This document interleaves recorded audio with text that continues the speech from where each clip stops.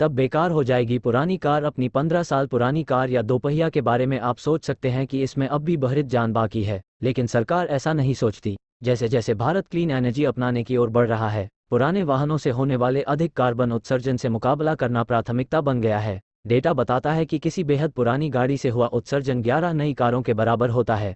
एक अनुमान के मुताबिक दिसंबर 2022 तक करीब 5.3 करोड़ प्राइवेट LMVs यानी लाइट मोटर व्हीकल्स और 15 साल से ज्यादा पुराने 1 लाख से अधिक निजी दोपहिया भारत की सड़कों पर थे। ऐसे में कोई आश्चर्य की बात नहीं कि वित्त मंत्री निर्मला सीतारमण ने अपने बजट भाषण में पुराने वाहनों की स्क्रैपिंग के लिए अधिक फंड आवंटित करने की घोषणा की है। अब अगर आपके पास भी ऐसा ही कोई वाहन है और पर्यावरण को बचाने के लिए कुछ करना चाहते हैं तो जानिए कि कैसे गो ग्रीन हो सकते हैं। सबसे पहले तो अपनी गाड़ी की आयु पता करें। कमर्शियल और प्राइवेट दोनों ही तरह की गाड़ियों का अलग अलग एज क्राइटेरिया है। वॉलेटरी व्हीकल फ्लीट मॉडर्नाइजेशन प्रोग्राम अनुसार पेट्रोल या डीजल से चलने वाली किसी भी निजी गाड़ी को उसकी खरीद के 15 साल बाद फिर से रजिस्टर कराना होगा। बाद वाली यह स्वीकृति 5 वर्षों के लिए मान्य होगी। अगर आप अपनी गाड़ी 20 साल बाद भी चलाना चालू रखना चाहते हैं तो हर 5 साल बाद कुछ फिटनेस टेस्ट से गुजरना होगा। हालांकि दिल्ली NCR के इलाके में नियम अलग हैं। पेट्रोल से चलने वाली गाड़ी की अधिकतम आयु 15 साल ही रहती है, वहीं डीजल से चलने वाली कारों की आयु 10 साल तक मानी जाती है। इससे पुरानी कोई भी गाड़ी अगर दिल्ली की सड़कों पर पाई गई तो उस पर 10,000 रुपये का जुर्माना लगेगा, साथ ही इसे सीधे स्क्रैप के लिए भेज दिया जाएगा। ध्यान रखें, पुरानी गाड़ी सिर्फ आपकी जेब ही ढीली नहीं करती। अगर आप ये सोचते हैं कि दशक पुरानी कार या बाइक चलाने से आपको सिर्फ बार बार रखरखाव और रिपेयरिंग का खर्च भी उठाना पड़ता है तो आप गलत हैं। 15 साल से ज़्यादा पुरानी निजी कारों और बाइक्स पर उत्पाद शुल्क भी लगता है, जिसे आमतौर पर ग्रीन टैक्स कहते हैं। अगर आप एक इलेक्ट्रिक या CNG फ्यूल व्हीकल के मालिक हैं तो इससे छूट है, लेकिन अगर ऐसा नहीं है तो हर बार जब भी आप फिर से रजिस्ट्रेशन करते हैं आपको एक बड़ी धनराशि खर्च करनी पड़ सकती है।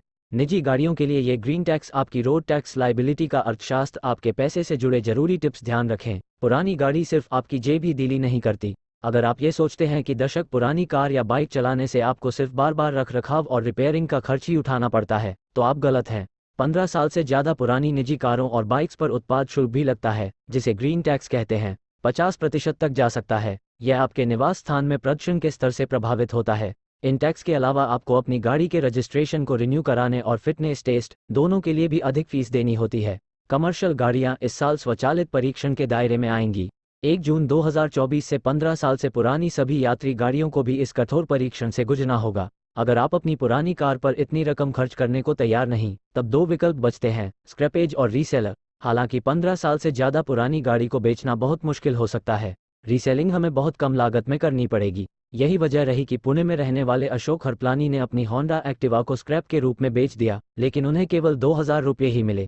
करीब 25 साल पहले खरीदी गई उनकी दोपहिया गाड़ी पिछले साल तक चल रही थी। गाड़ी को स्क्रैप कराने से पहले अशोक ने करीब 3,000 रुपये इसकी रिपेयरिंग में खर्च किए थे। गाजियाबाद निवासी शिवम श्रीवास्तव के कुछ और ही प्लान थे। पहले वह अपनी मारुति वैगन आर को पूरी तरह स्क्रैप करना चाहते थे। गाड़ी उन्होंने 2007 में खरीदी थी और अच्छी हालत में थी, लेकिन अब वह इसे रीसेलर करने पर विचार कर रहे हैं। उनको उम्मीद है कि 30,000 रुपये मिल जाएंगे। यदि आप अपनी गाड़ी को स्क्रैप करना चाह रहे हैं तो खुद के बलबूते ऐसी सुविधाएं ढूंढना मुश्किल हो सकता है। स्क्रैप यार्ड इंडिया के फाउंडर रामेश्वर गट्टानी बताते हैं कि भारत में अभी यह काम पूरी तरह व्यवस्थित नहीं है।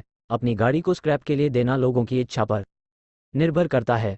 इस बारे में जागरूकता न के बराबर है। हालांकि इसके लिए कई इंसेंटिव हैं। एक बार जब RTO को स्क्रैपिंग के बारे में सूचना दे दी जाती है और RC सरेंडर कर दिया जाता है, तब स्क्रैप के बदले नई गाड़ी की एक्स शोरूम कीमत का 4 से 6% मिलना चाहिए। साथ ही मोटर टैक्स में 15% तक की छूट भी पा सकते हैं। स्क्रैप होने के बाद आपकी पुरानी गाड़ी का व्हीकल नंबर फिर से उपलब्ध कराया जाएगा, इसलिए अपनी ऑटोमोबाइल इंश्योरेंस कंपनी को पहले से सूचित करना जरूरी है। रिलायंस जनरल इंश्योरेंस के CEO राकेश जैन कहते हैं, स्क्रैपिंग के लिए व्हीकल रजिस्ट्रेशन सर्टिफिकेट और इंश्योरेंस पॉलिसी को रह कराना अनिवार्य है। इससे बाद में गाड़ी के पेपर्स का दुरुपयोग होने से रोका जा सकता है।